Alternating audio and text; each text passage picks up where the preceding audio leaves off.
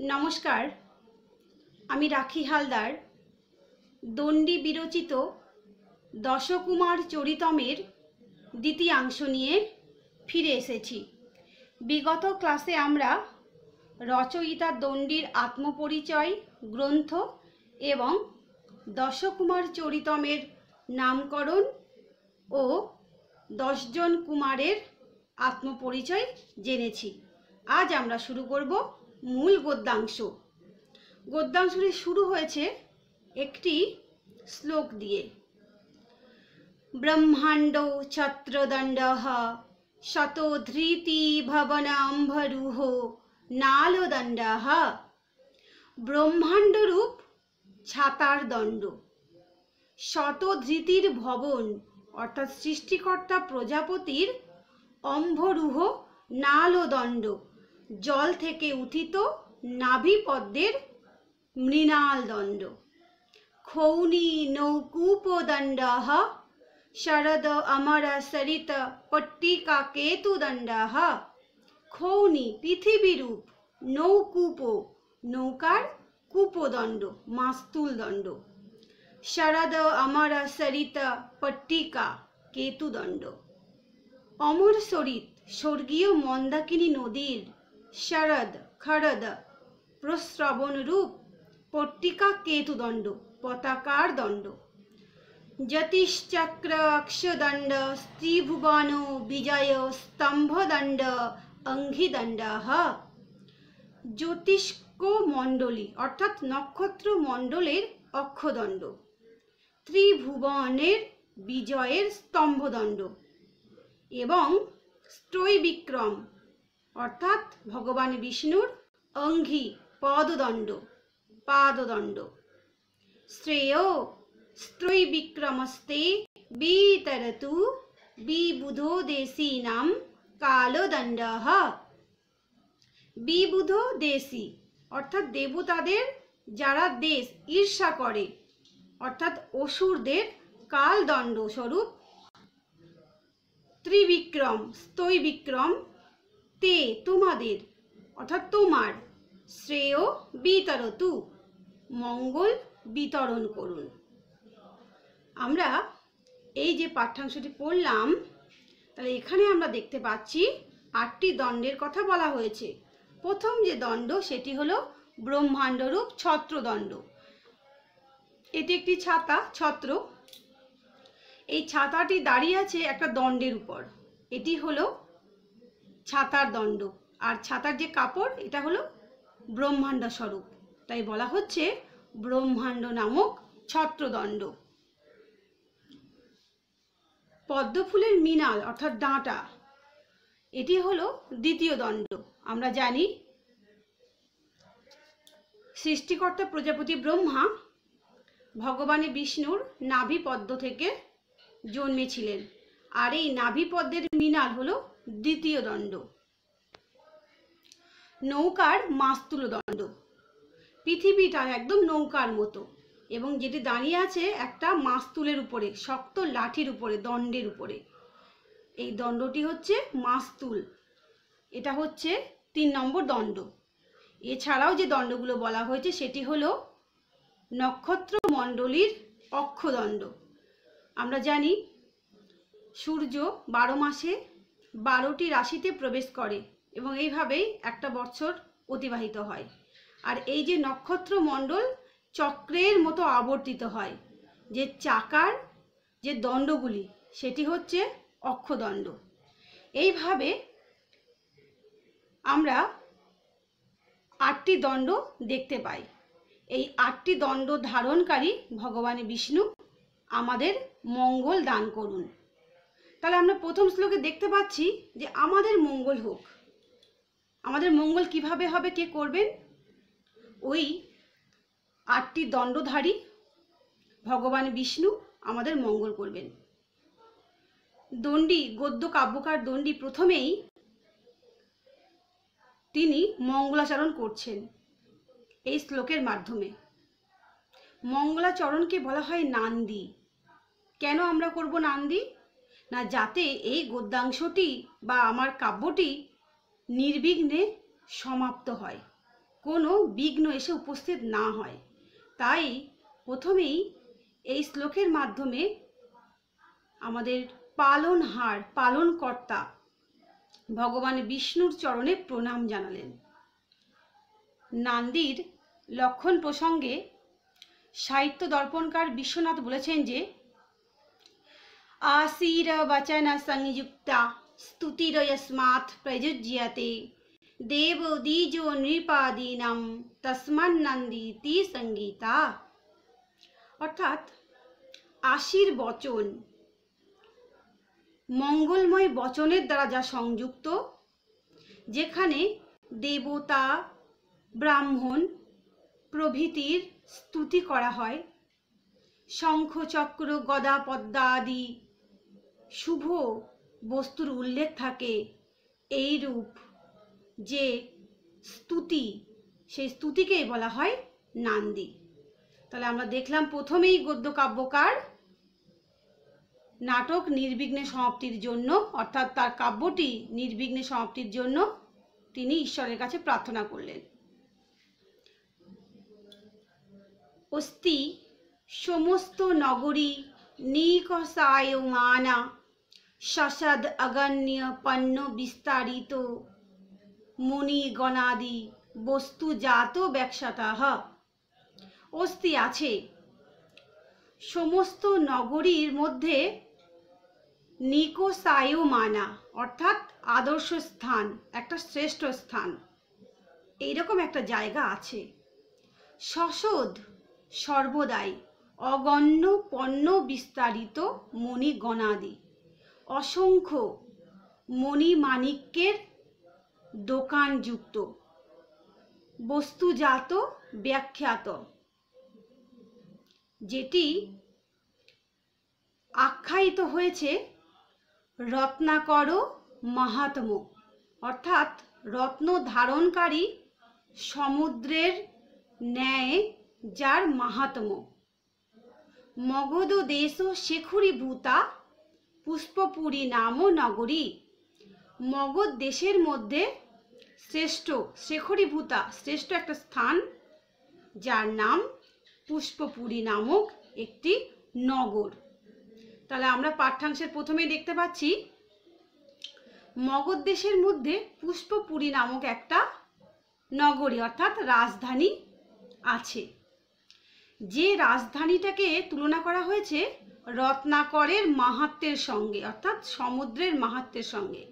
সমুদ্রে যেমন মণিমাণিক্য থাকে, মণিমাণিক্যের একটা ভাণ্ডার সমুদ্র, সেইরূপ পুষ্পপুরী নগরী ছিল মণিমাণিক্যের আঁতুর ঘর। তত্র বীর ভট পটল উত্তরঙ্গ তুরগ কুঞ্জর মকর ভীষণ সকল রিপুগণ কটক জলনিধি। সেখানে বীর ভট পটল তরঙ্গ, বীর ভট যোদ্ধাদের সেনাদের পটল সমূহ, তরঙ্গ অর্থাৎ তরঙ্গযুক্ত, অর্থাৎ সেখানে বীর যোদ্ধাদের তরঙ্গযুক্ত, তুরগ অর্থাৎ ঘোড়া, কুঞ্জর হাতি, মকর কুমির, এইরকম ভীষণ সকল রিপুগণ কটক ভয়ঙ্কর সমস্ত কটক সেনা, রিপুগণ কটক শত্রু সেনা সমূহকে জলনিধি সমুদ্রের মতো মন্থন করে যাচ্ছেন। কেমনভাবে? মন্দারমান অর্থাৎ মন্দার পর্বতের মতো যিনি মন্থন করেন, সেই মন্দার পর্বতের মতো সমুদ্দণ্ড ভুজদণ্ড, সমুদ্দণ্ড সুদৃঢ় ছিল তার ভুজ বাহু দণ্ড, তার হাতগুলি, তার বাহুগুলি। অর্থাৎ পুষ্পপুরী নগরীতে এমন একজন ছিলেন যিনি সেনাদের তরঙ্গকে ভয়ঙ্কর শক্তিশালী ঘোড়া হাতি কুমিরদের সঙ্গে সমস্ত শত্রুগণকে তার শক্ত সুদৃঢ় বাহুদয়ের দ্বারা মন্থন করে চলতেন। এইরূপ বৈশিষ্ট্য সম্পন্ন ছিলেন সেখানকার রাজা। পুরন্দর পুরাঙ্গন বনবিহরণ পরায়ণ গ্রীবার্ণ তরুণ গণিকা জেগীয়মান অতি মানয়া। পুরন্দর পুরাঙ্গন অর্থাৎ পুরন্দর দেবরাজ ইন্দ্রের পুরে, তার উদ্যানে। বনবিহরণ পরায়ণ গীবার্ণ তরুণ গণিকা। বনবিহরণ সেই উদ্যানে বিচরণকারী পরিভ্রমণকারী তরুণ গণিকারা গীবার্ণ গেয়ে যেতেন অতি মানয়া অত্যন্ত সম্মানের সঙ্গে জেগীয়মান তার জয়গান। অর্থাৎ এই রাজার জয়গান দেবরাজ ইন্দ্রের নগরের উদ্যানে ভ্রমণরতা তরুণ অপ্সরাগণ অতি সম্মানের সঙ্গে সবসময় গাইত, প্রকাশ করত, শোনাত। শরদ ইন্দু কুন্দ ঘন সার নিহার হার। শরদের ইন্দুর মতো, শরৎকালের ইন্দু চাঁদের মতো, ঘন সার কর্পূরের মতো, নিহার হার অর্থাৎ শিশিরের মতো, মৃণাল পদ্মের ডাঁটার মতো, মরাল রাজহাঁসের মতো, সুর গজ অর্থাৎ ঐরাবত হাতির মতো, নীর ক্ষীর নির্জল এবং ক্ষীরের মতো, গিরিশ অট্টহাস্য কৈলাস কাশমূর্তা। গিরিশ দেবাদিদেব মহাদেবের হাসির মতো কৈলাসের ভাবমূর্তি। রচিত দিগন্তরাল পূর্তিয়া কীর্তাভিতঃ সুরভিত। দিগন্ত ব্যাপী তার কীর্তির সুগন্ধ যেন মম করছে, ছড়িয়ে আছে, সুরভিত হয়ে আছে। অর্থাৎ সেই রাজার কীর্তি এতটাই ছিল যে চারিদিকে তার কীর্তির, তার জয়গান মুহুর্মুহুর শোনা যেত। স্বর্গীয় অপ্সরাগণরাও অতি সম্মানের সঙ্গে তার জয়গান করত। স্বর লোক শিখর রুচি রত্নাকর বেলা মেখলায়িত ধরণী রমণী সৌভাগ্য ভোগ ভাগ্যবান। স্বরলোক স্বর্গের লোক অর্থাৎ দেবতাদের, শিখর অর্থাৎ মুকুটে, উরু রুচি, উরু মানে মোটা, রুচি মানে সুন্দর, রত্নাকর অর্থাৎ রত্ন, অর্থাৎ স্বর্গের দেবতাদের মুকুটে অতি মূল্যবান সুন্দর রত্নযুক্ত।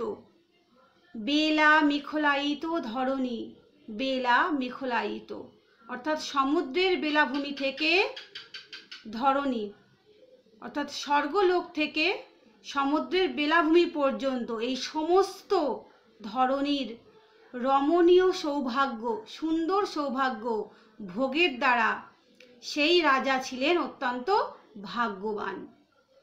অনবরত জাগ দক্ষিণা রক্ষিত শিষ্ট বিশিষ্ট বিদ্যা সংভার ভাসুর ভূসুর নিকরহ। অনবরত সর্বদাই তিনি যাগযজ্ঞ করতেন, আর সেই যাগযজ্ঞের দক্ষিণার দ্বারা তিনি বিশিষ্ট বিদ্যাবান ভাসুর ভূসুর, ভূসুর অর্থাৎ পণ্ডিত নিকর বৃন্দদের তিনি প্রতিপালন করতেন, যারা ভূসুর অর্থাৎ দেদীপ্যমান ছিলেন। বিরচিত অরাতি সন্তাপেন প্রতাপেন। তার প্রতাপ, তার দর্প এতটাই বেশি ছিল যে তিনি তার এই দর্পের দ্বারা, প্রতাপের দ্বারা অরাতি শত্রুদের মধ্যে সন্তাপ, ভয় রচনা করতেন। সতত তুলিত মধ্য হংসিয়া হংস রাজহংস নাম। সর্বদাই তাকে তুলনা করা হয় মধ্যহংস অর্থাৎ সূর্যের মতো। তার নাম রাজহংস, যিনি ছিলেন ঘন দর্প কন্দর্প সৌন্দর্য হৃদ্য নিরবদ্য রূপ ভূপ বভুব।